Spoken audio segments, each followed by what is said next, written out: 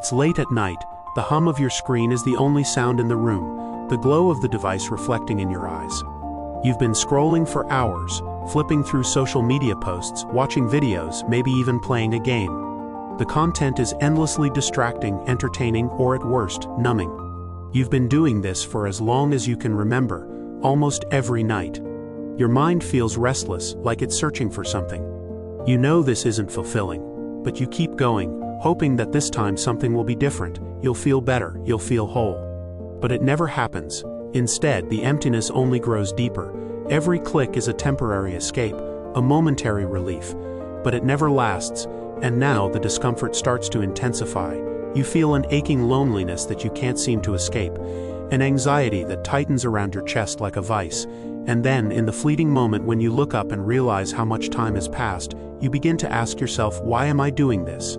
Why do I keep running from myself? The answer is more complicated than it seems. It's not just about avoiding discomfort or seeking pleasure. There's a deeper, darker truth lurking beneath the surface, one you may not want to confront. The real question is, why does escaping from your own mind feel like the only way to survive? Every time you reach for your phone, or pour that drink, or light up another cigarette, or dive into the next series of mindless entertainment, what you are really doing is trying to outrun something inside of you. It's not the world or the people around you, or even your circumstances. No, it's something much more elusive, something that, for reasons you might not fully understand, you've been avoiding your whole life. What is it?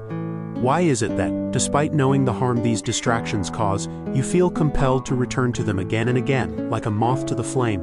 Is it that the fear of confronting your own thoughts is just too great? Is it that the pain of being truly present with yourself is more than you can bear? You don't want to think about it.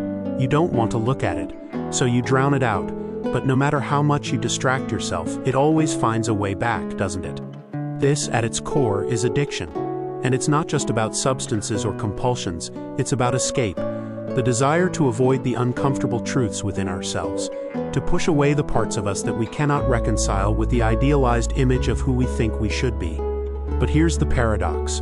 The more we run from ourselves, the more we lose ourselves. We think we're seeking peace, but we're actually trading it for something far more destructive. And this isn't just a personal issue, it's a societal one. Because we've created a world that rewards and promotes escape in every form imaginable. We've normalized the constant pursuit of distractions, whether it's through technology, consumerism, or the never-ending drive for status and success. We're all addicted to something.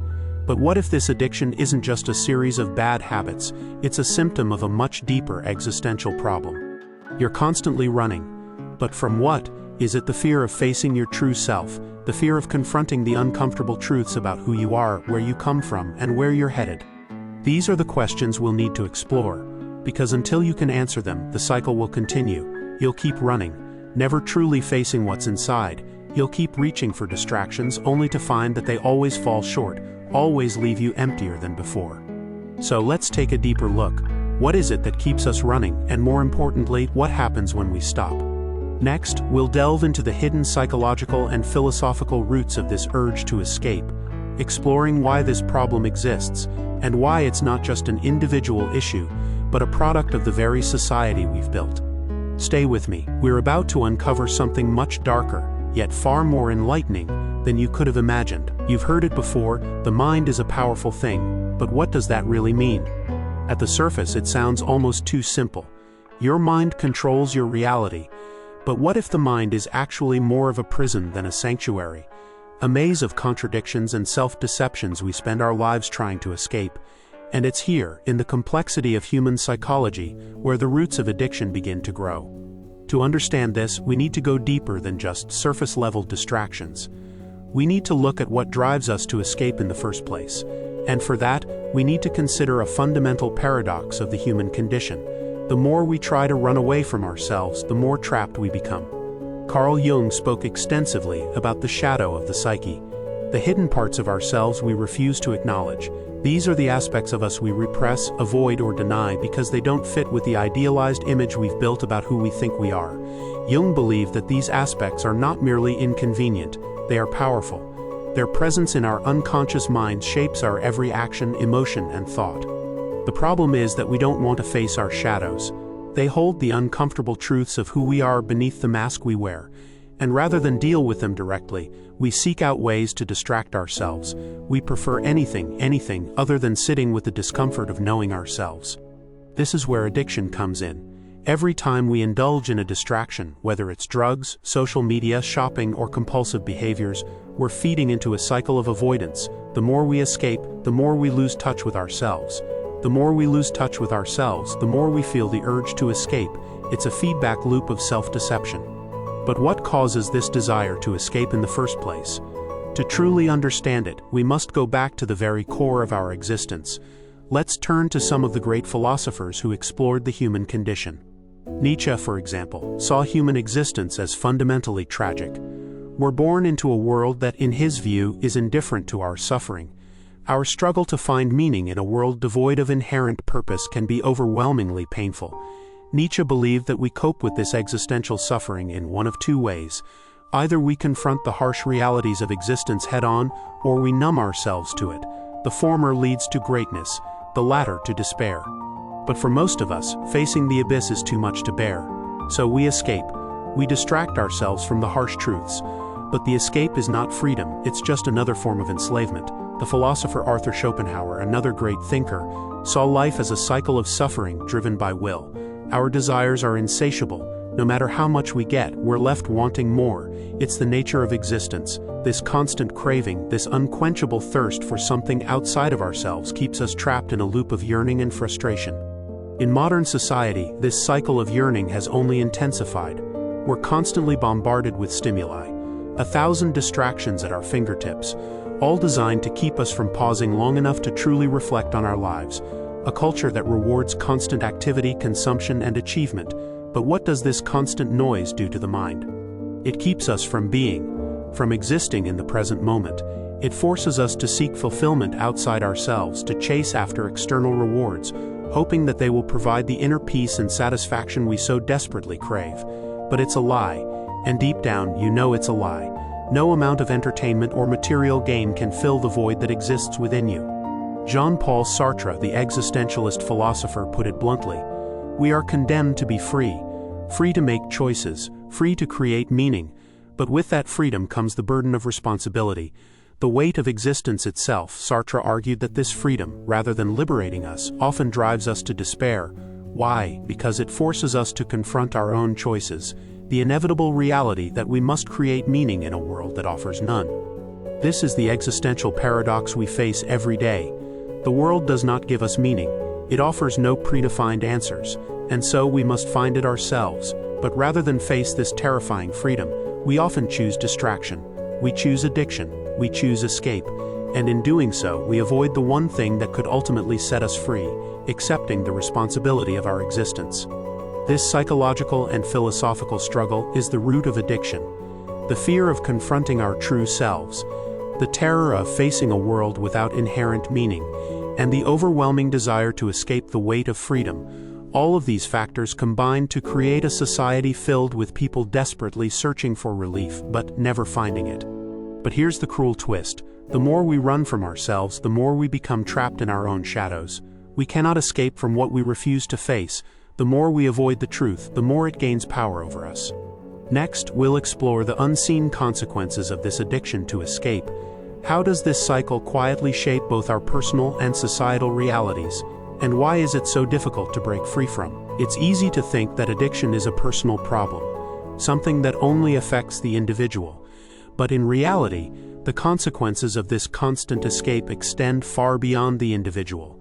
They ripple through society, shaping everything from relationships to politics.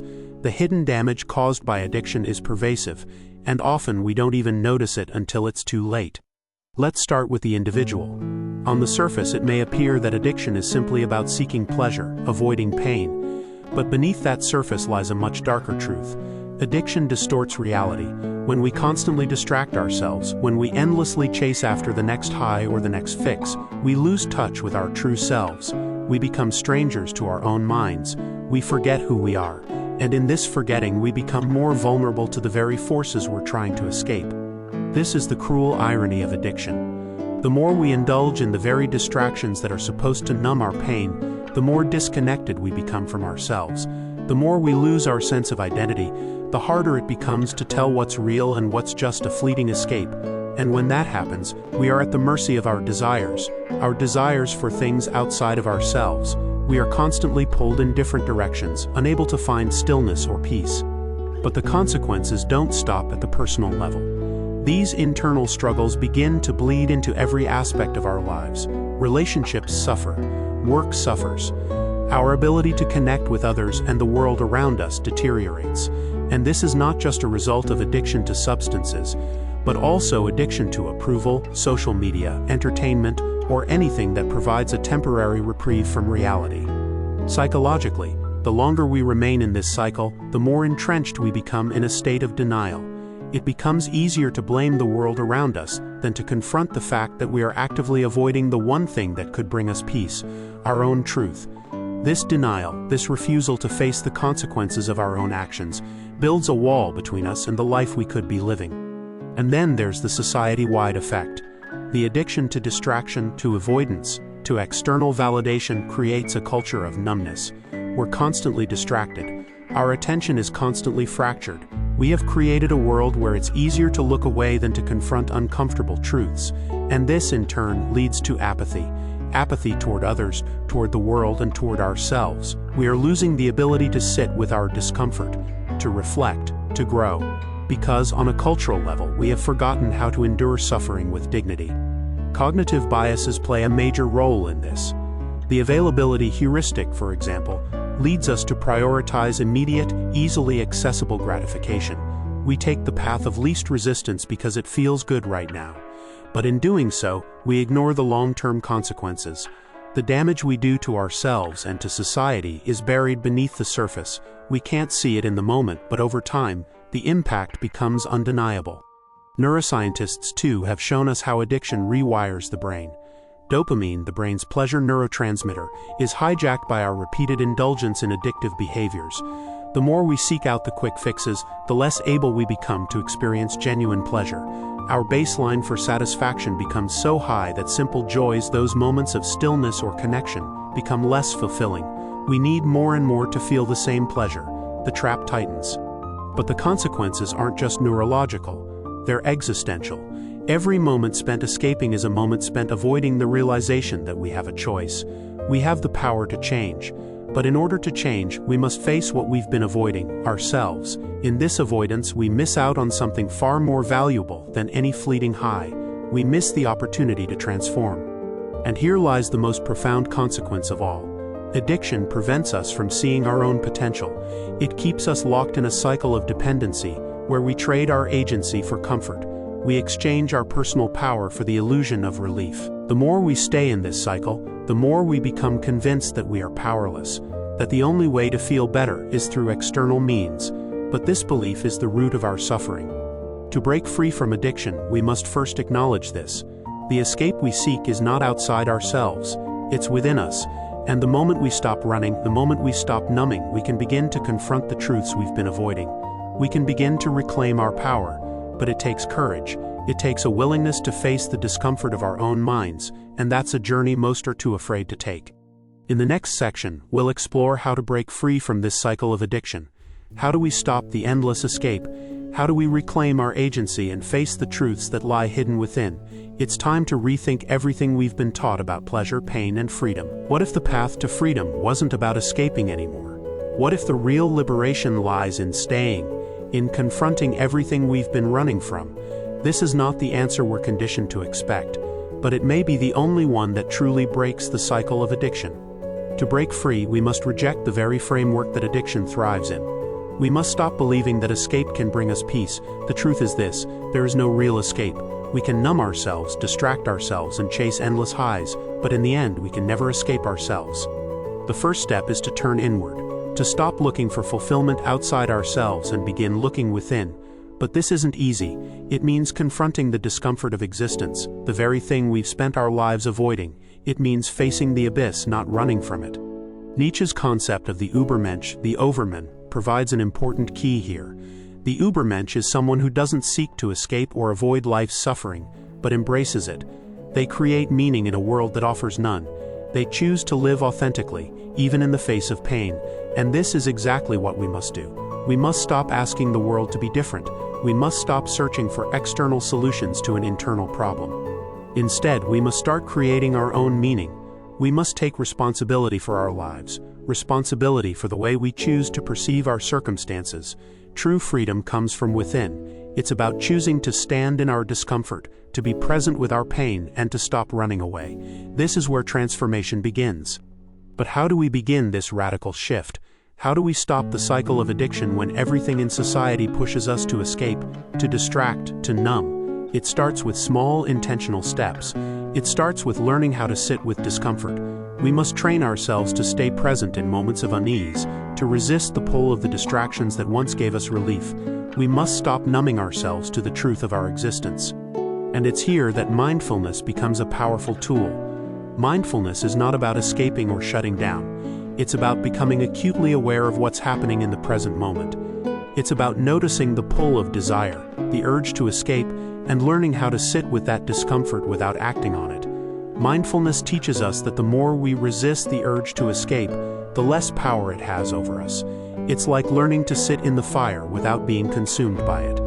But there's an even more radical approach to breaking free from addiction, one that goes beyond individual effort and taps into the collective.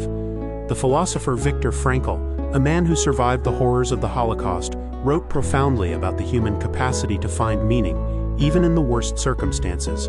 He argued that the meaning we create in life is not found in what we do, but in how we respond to what happens to us.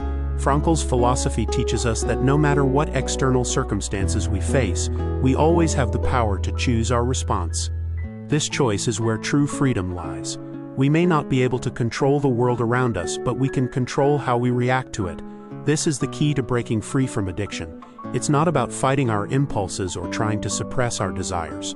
It's about reframing our relationship with them. Instead of seeking to escape discomfort, we choose to stay with it, to sit with it, learn from it, and grow through it. Historical examples abound of those who found freedom through this mindset. Take, for instance, the Stoics, men like Marcus Aurelius and Epictetus, who lived in times of war, suffering, and uncertainty. They embraced the philosophy of amor fati, the love of one's fate. They didn't seek to escape the difficulties of life. They accepted them, and in that acceptance they found peace. In the modern world, this idea can be just as revolutionary. We don't need more distractions. We don't need more ways to avoid life's difficulties. We need the courage to face them head-on.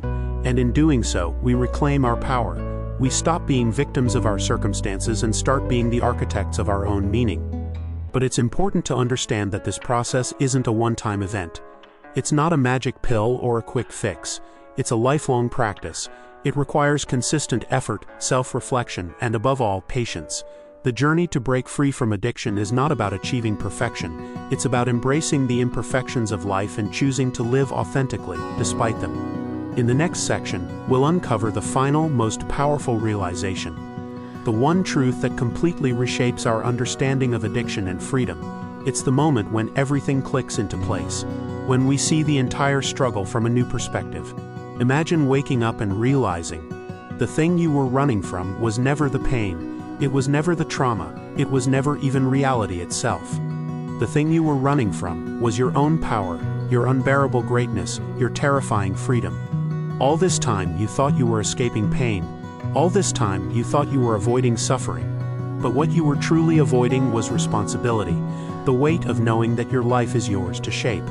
Addiction isn't just an escape from discomfort. It's an escape from destiny.